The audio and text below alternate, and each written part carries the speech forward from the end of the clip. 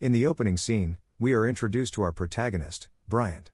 After waking from a horrific nightmare, we quickly learn about his complicated past. Once a committed cop in the United States, the shadows of his past pushed him to leave everything behind and begin again. He found solace in a little Mexican village where he hoped his history would not find him. Bryant has successfully begun a new life and goes for a relaxing run every morning as part of his routine. This is followed by a focused practice of his martial arts abilities. While he appears to be alone during these sessions, a young observer named Oscar regularly watches from a distance, aiming to emulate Bryant's every move. The next day marks the beginning of a new chapter in Oscar's life. Intent on putting what he's learned from Bryant into practice, he goes to Bryant's house, only to be surprised when Bryant shows up. Recognizing Oscar's difficulties with a local gang, Bryant chooses to take the child under his wing. Several months of intensive instruction follow, and Oscar undergoes a tremendous metamorphosis both physically and spiritually under Bryant's leadership. The child who was easily intimidated by street thugs has vanished. Bryant also offers Oscar a part-time job. Throughout this time, Oscar develops a burning desire for professional fighting, prompting him to beg Bryant to train him for an official competition. Bryant, though, hesitates and eventually declines, probably thinking about his own background. One day, while training, the L-17 gang, led by Oscar's freshly liberated brother Hector, arrives at Bryant's home. Although the brothers' reunion brings Oscar delight, tension rises when Hector discovers Bryant's previous identity as a cop. Oscar, however, defends Bryant. While leaving, Bryant warns Oscar that despite Hector being his brother, he might land him in trouble. The scene then moves to a packed gym where Oscar walks confidently to the register and meets Mary Soul, the person in charge.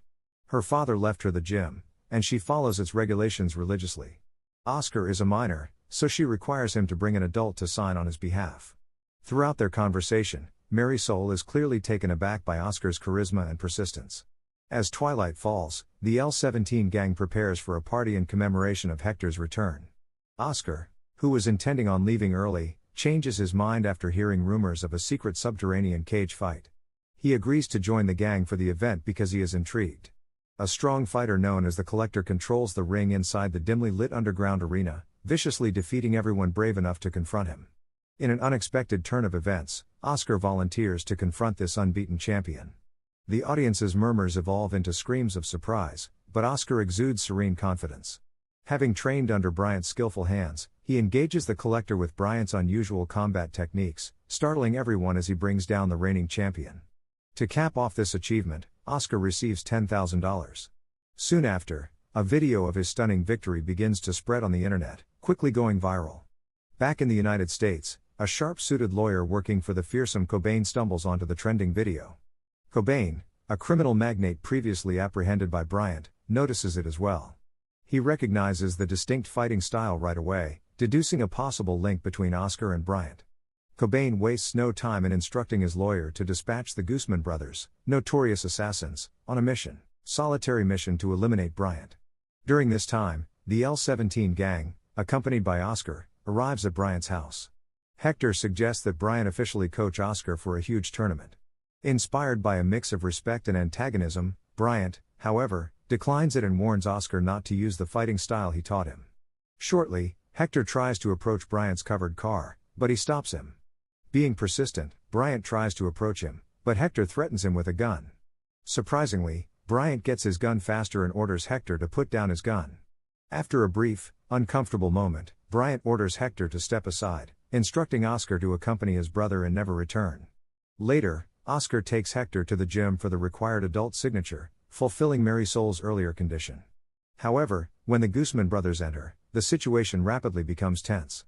They confront Oscar in search of Bryant, only to be warned off by a protective Hector. Oscar feels compelled to warn Bryant after recognizing the Guzman brothers for what they are, lethal hitmen. Hector warns Oscar to keep his distance from Bryant, but Oscar responds by underlining how Bryant supported his family while Hector was imprisoned. Given Bryant's insistence on not seeing the brothers again, Hector reluctantly agrees to join Oscar at Bryant's apartment, suggesting they bring Mary Soul along. As a result, the three head to Bryant's with a mixture of determination and trepidation. Mary Soul strikes up a conversation with Bryant as soon as she arrives. Oscar jumps in, informing Bryant about the scary individuals that had been looking for him earlier. Bryant assumes they've been pursued by the Guzman brothers after recognizing the gravity of the situation from Oscar's explanation. The calm surroundings are broken by a shower of gunfire as Brian instructs Oscar to escort Marisol into the safety of his home. Hector flees inside for safety, but some members of his gang are not so fortunate and perish. Brian's house, thankfully, is bulletproof. Within its fortified confines, he reveals his previous associations as a member of the LAPD, telling how he brought down a sizable section of Cobain's criminal enterprise. Hector, ever the gang leader, grabs his phone in order to rouse his surviving comrades. Bryant steps in, emphasizing the perils of dealing with professional hitmen like the Guzman brothers. He then devises a strategy involving Hector, asking him to appear briefly outside a window in the hopes of creating a necessary distraction. One of the Guzman brothers, unable to resist taking a shot, unwittingly discloses his position. As Hector follows through, Bryant takes advantage of the situation and dispatches him with a precise cross shot. Driven by revenge, the last Guzman brother douses Bryant's home in gasoline, intending to reduce it to ashes. Bryant, on the other hand, intercepts him, resulting in a heated altercation. Despite Bryant's dominance and pursuit of answers, the hitman remains defiant, preferring to sacrifice himself rather than betray his employer. Bryant, feeling the weight of his past, expresses his desire to leave the city for good now that the immediate threat has been neutralized. He leads Marisol, Hector, and Oscar through a hidden underground tunnel that leads back to the city's heart. Along the way, he tells the terrible story of Cobain's men violently assaulting his fiancée. Despite saving her, he recognized they would never fully be free and vowed she would never be used as leverage against him again. He took the terrible decision to have her testify that he was her attacker, allowing him to leave for Mexico. Bryant bids them farewell after safely escorting them through the tunnel, their paths splitting in the dimly lit hallway. Bryant's night, though, is far from over. Local law enforcement arrives at his house after receiving a tip. Bryant's house is outfitted with a slew of traps that neutralize most of the officers. With a chance to finish the remaining men before their escape, he, however, spares them. Back in the United States, an enraged Cobain orders his lawyer to carry out a dark command that would damage Bryant and everything he loves dearly. Cobain, fearful of the ramifications if Bryant reappears, orders his lawyer to move quickly, aware that Bryant may freeze their remaining assets if he returns and survives to tell the tale. Hector, carrying the weight of grief, makes his way to the families of his murdered gang members to break the devastating news of their deaths. However, when he leaves one of the homes, he is ambushed and kidnapped by a gang of mysterious figures, who whisk him away to a remote place and demand information on Bryant's whereabouts. Bryant has been following their every step unbeknownst to them. Suddenly, a familiar character from the previous night appears, a man that Bryant had given mercy to, and uses Hector as leverage. Bryant doesn't waste any time. This time he kills the man, sparking a chase as the others try to catch up with him. Bryant leads them to a hill and turns the tables, using their own machete against them with lethal efficiency. They fall one by one. Bryant and Hector return once the threat has been neutralized. Meanwhile, danger looms at Bryant's residence.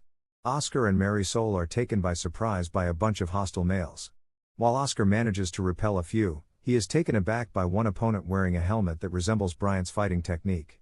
Oscar's fast kick reveals the man's identity, Eric, another of Bryant's students. Eric claims he responded to Bryant's summons and insists on accompanying Oscar and Marisol. He persuades them to go with him to a safer place where Bryant could find them. Oscar, feeling something is wrong, calls Hector surreptitiously. Bryant immediately answers the phone when he hears Eric's name, asking Oscar not to trust him and to relay their location. Oscar gets to give Bryant a partial hint as to their whereabouts before Eric confiscates the phone. Eric throws Oscar and Marisol into the hands of Cobain's lawyer and a strong crime leader named Don.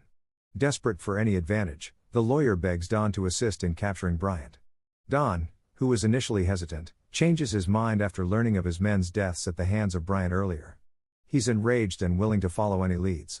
Taking advantage of the opportunity, Eric promotes his knowledge of Bryant as a distinct advantage. When they press Oscar to contact Hector, he cleverly transmits a coded location to his brother. Bryant meticulously plans a surprise assault on Don and Eric in the city's shadowy corners, mobilizing the L-17 for the task. Hector's phone buzzes with the much-anticipated location of Oscar and Marisol. As they assemble and weapons are loaded, the L-17 rushes down the stronghold in quick succession. Inside, Eric and his team quickly take down the tricky lawyer into the kitchen's imagined safety. As gunshots fly and anxiety rises, the lawyer, anxious to save his skin, recommends that Oscar and Marisol be sacrificed. Don, understanding the worth of his hostages, turns on the lawyer, branding him a genuine liability and immediately kills him. Bryant and Hector arrive to reinforce the L-17's forces. Hector misses his target, a consequence of his time behind bars, when attempting to fire down Don's guards. But Bryant quickly neutralizes the threat, and both of them advance, cutting a passage through the opposing force. Inside, Oscar wrestles free from his captor and engages in a vicious struggle with Eric. Eric manages to steal a nearby handgun just as Oscar obtains the upper hand, tipping the odds in his favor. Mary Soul steps in and shoots Eric in the leg before he can pull the trigger. Bryant reunites with Oscar amid the subsequent chaos, facilitating their escape. Don, fueled by hatred, continues to shoot at the fleeing gang.